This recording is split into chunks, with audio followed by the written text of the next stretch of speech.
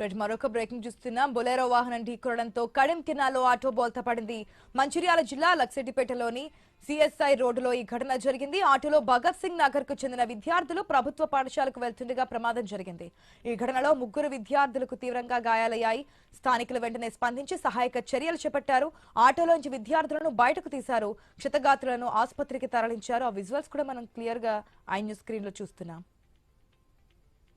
లక్ష్పేట్ మండలానికి చెందినటువంటి ఒక ఆటో డ్రైవర్ రామస్వామి అనే వ్యక్తి భగత్ సింగ్ నగర్ చెందినటువంటి పిల్లలని ఒక 10 మంది పిల్లల్ని తన యొక్క ఆటోలో స్కూల్కి జెడ్పీహెచ్ఎస్ ఎంపీపీఎస్ గవర్నమెంట్ స్కూల్కి ఉదయం పూట స్కూల్కి తీసుకెళ్తుండగా మార్గం మధ్యలో సిఎస్ఐ చర్చ్ దగ్గర ఉన్నటువంటి కల్వర్ట్ పాయింట్ దగ్గర రోడ్డు నేరం ఉండడంతో ఆపోజిట్గా ఎదురుగా వచ్చినటువంటి ఒక బులోరో లక్ష్పేట్ మండలానికి చెందినటువంటి ఒక బులోరో వాహనము వేగంగా వచ్చేసి ఆటోని ఇటీయడంతో ఆటో అక్కడ ఉన్నటువంటి కల్వర్ట్లో పడిపోవడం జరిగింది.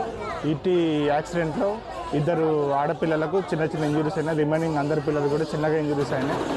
వాళ్ళందరినీ కూడా లక్ష్యపేట ప్రభుత్వ హాస్పిటల్కి తరలించినాము. ఎవరికి ఎటువంటి ప్రమాదం అయితే లేదు, అంతా క్షేమంగానే ఉన్నారు. సో ఇట్టి విషయంపై కేసు నమోదు చేయడం జరుగుతుంది. ఆటో డ్రైవర్ దగ్గర దరఖాస్తు తీసుకొని బులోరో డ్రైవర్ మీద కేసు రిజిస్టర్ చేయడం జరుగుతుంది. Thank you. బొలోరో బండి వచ్చి గుద్దింది భగత్ సింగ్ నగర్. మరి భగత్ సింగ్ నగర్ నుంచి గవర్నమెంట్ స్కూల్కి పిల్లలు వస్తారు.